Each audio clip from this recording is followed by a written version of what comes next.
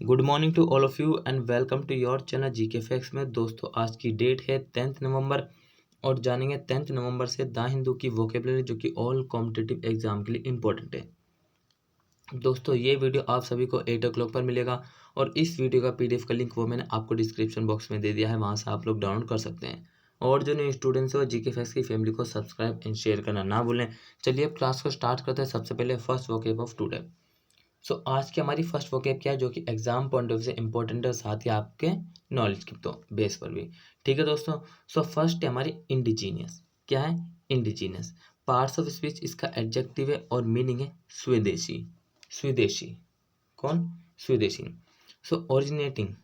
Originating और occurring naturally in a particular place native. किसी स्थान विशेष में स्वाभाविक रूप से उत्पन्न होना या घटित होना देशी कहलाता है।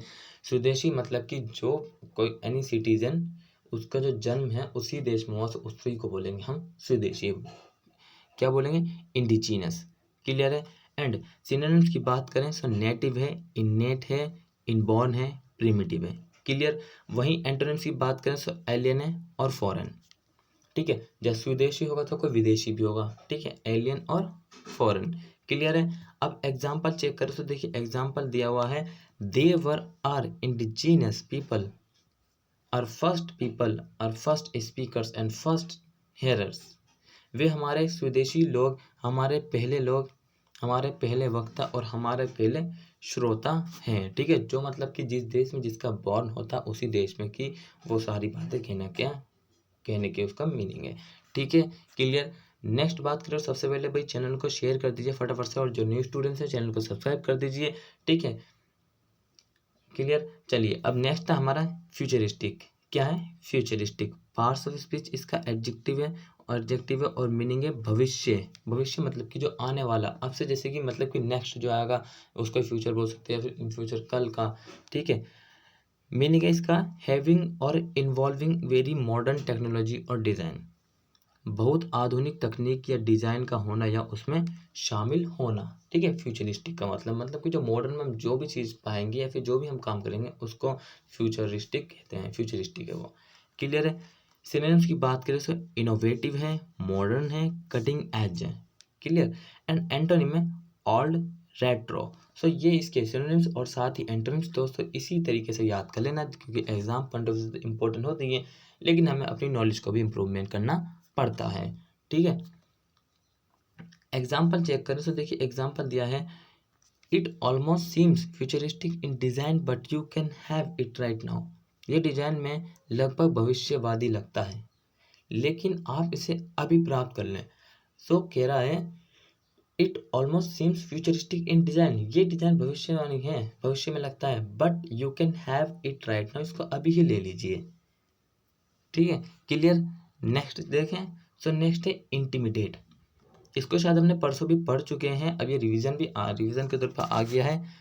इंटिमिडेट पार्ट्स ऑफ स्पीच इसका वर्ब है और मीनिंग है धमकाना। क्या है मीनिंग? धमकाना।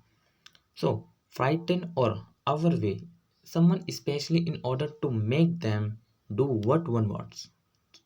भयभीत करना या ओवरवेट करना। ठीक है। विशेष रूप से उन्हें ऐसा करने के लिए जो कोई चाहता है। इस तरीके भयभीत करना या फिर ओवरवेट करने के लिए जो कोई चाहता हो ऐसा, तो इस तरीके से करना। ठीक है। सिनोनिम्स की बात करें डिसहर्टन है, डिसमे है, टेरिफाई है। वहीं एंटोनिम्स की बात करें प्लीज है और फ्रेज है। क्लियर। ये रहे इसके सिनोनिम्स और साथ ही एंटोनिम्स। अब एग्जांपल चेक कर लेते हैं क्योंकि एग्जांपल में यूज करना आना चाहिए। हर बॉस इंटिमिडेटर, उसका बॉस उसे डराता है। Her brother, for example her brother intimidate her, उसका भाई उसको डराता। कैसे भी आप बना सकते हैं। ठीक है। अब चलिए नेक्स्ट है कोप। क्या है? कोप। पार्ट्स ऑफ स्पीच इसका नाउन है और मीनिंग है तख्ता पलट। तख्ता पलट। ठीक है। An instance of successfully achieving something difficult. सफलतापूर्वक कुछ कठिन हासिल करने की एक मिसाल। Accomplishment, achievement. क्या? Accomplishment, achievement. क्लियर। एंट्रेंस की बात करें डिफिकल्ट है, फेलियर है और डाउनफेल है और फियास्को है। क्लियर। सिनोनिम्स और एंटोनिम्स मैंने बता दी हैं। अब आपको एग्जांपल चेक कर लेते हैं आपके लिए। द एम्पायर्स फर्स्ट ग्रेट कोप दस फेल्ड, इस प्रकार सम्राट का पहला महान तख्ता पलट विफल रहा, मतलब कि हुआ नहीं। क्लियर। नेक्स्ट की बात करें तो दोस्तों नेक्स्ट है इसका मेलो। क्या है? मेलो। पार्ट्स ऑफ स्पीच इसका एडजेक्टिव है और मीनिंग है मधुर। क्या है meaning? Madhur. So specially of a sound, flower और कलर, प्लीजेंटली स्मूथ और सॉफ्ट, फ्री फ्रॉम हार्शनेस, विशेषकर ध्वनि स्वाद या रंग, सुखद रूप से चिकना या नरम कठोरता से मुक्त। मतलब मधुर आवाज तो किसकी होती है? कोयल की होती है। ठीक है। सो मधुर की बात कर रहा है, मिलो की बात कर रहा है। सिनोनिम्स की बात करें सो डेलसट है इसका, इफोनियस है, मेलोडियस, मेलोडियस है। एंटोनिम्स रग्ड है, एब्रेडिंग है, ग्रफ है, एब्रेसिव है। ठीक है। अब चेक करते हैं एग्जाम्पल। सो देखिए एग्जाम्पल दिया हुआ है, His mellow voice and his qualitative speech made everyone appalled. उनकी मधुर आवाज और उनकी गुणात्मक भाषण ने सभी की तालियां बजाई। भाई उनकी मधुर आवाज मीन्स मिलो वॉइस थी, जिसके कारण सभी ने क्लैप किया। ठीक है। नेक्स्ट है रिपाइन। क्या है? रिपाइन। पार्ट्स ऑफ स्पीच इसका वर्ब है और मीनिंग है इसका विलाप करना। क्या है मीनिंग? विलाप करना। सो फील और एक्सप्रेस डिसकंटेंट, क्या? फील और एक्सप्रेस डिसकंटेंट, मीनिंग असंतोष महसूस करना या व्यक्त करना, जल्लाहट। क्या? असंतोष महसूस करना या फिर व्यक्त करना।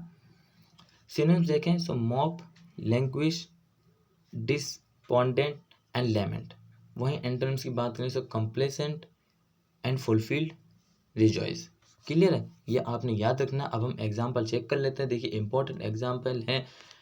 एग्जाम्पल है the soldier repine for their families when they are station overseas. जब सैनिक विदेशों में तैनात होते हैं तो अपने परिवार का पालन पोषण करते हैं उसके बावजूद भी। ठीक है। जब when the soldier repine for their families when they are station overseas, जब विदेशों में रहते हैं सोल्जर्स तो वो अपने परिवार का पालन पोषण करते हैं। सो आई होप आप सबको समझ में आया होगा। अब हम बात कर लेते हैं नेक्स्ट की। सो नेक्स्ट है हमारा प्रिकेरियस।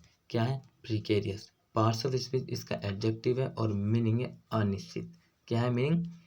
अनिश्चित। सो डिपेंडेंट ऑन चांस अनसर्टेन। क्या है? डिपेंडेंट ऑन चांस अनसर्टेन, संयोग पर निर्भर या निर्भर अनिश्चित, संयोग पर निर्भर अनिश्चित।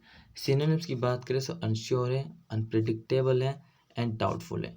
एंटोनिम्स है सर्टन, स्टेबल है, कंफर्म एंड डेफिनिट। ठीक है। एग्जाम्पल की बात करें तो एग्जाम्पल देखिए दिया हुआ है, as a finance secretary I found that the finance of the state were in precarious condition. वित्तीय सचिव के रूप में मैंने पाया कि राज्य की वित्तीय स्थिति खराब थी। क्या थी? I found that the finance of the state were in precarious condition. ठीक है, खराब थी, सो अनिश्चित थी। ठीक है, क्लियर है। नेक्स्ट बात करें तो जीर। जीर पार्ट्स ऑफ स्पीच इसका नाउन है और मीनिंग है मजाक उड़ाना, किसी के भी व्यक्ति का मजाक उड़ाना। ठीक है। So a rude and mocking remark, एक असभ्य और नकली टिप्पणी। सिनोनिम्स की बात करें सो हुट है, रिडिक्यूल है, स्कॉफ है, टॉन्ट। एंटोनिम्स है कॉम्प्लीमेंट, प्रेज, फ्लेटर। क्लियर। सो ये इसके सिनोनिम्स और साथ ही एंटोनिम्स हैं। अब वही हम बात कर लेते हैं इसके किसके एग्जाम्पल की। सो एग्जाम्पल दिया हुआ है, Virat Kohli asked the crowd not to jeer Steve Smith. So Virat Kohli ने कहा है क्राउड से कि स्टीव स्मिथ का मजाक ना उड़ाए, उन्होंने मना करा। क्लियर। सो दोस्तों आज का आपका क्लास यहीं खत्म होता है। अगर आपका क्लास अच्छा लगा तो चैनल को लाइक करें, साथ ही सब्सक्राइब करें और शेयर करना ना भूलें। ठीक है दोस्तों, और प्रेस बेल आइकन पे प्रेस करना ना भूलें, साथ ही कमेंट बॉक्स में कमेंट करके जरूर बताएं। इसी तरीके से मिलते रहेंगे जीके फैक्सी फैमिली में। Till then take care, all the best, have a nice day, thank you for watching this video all of you.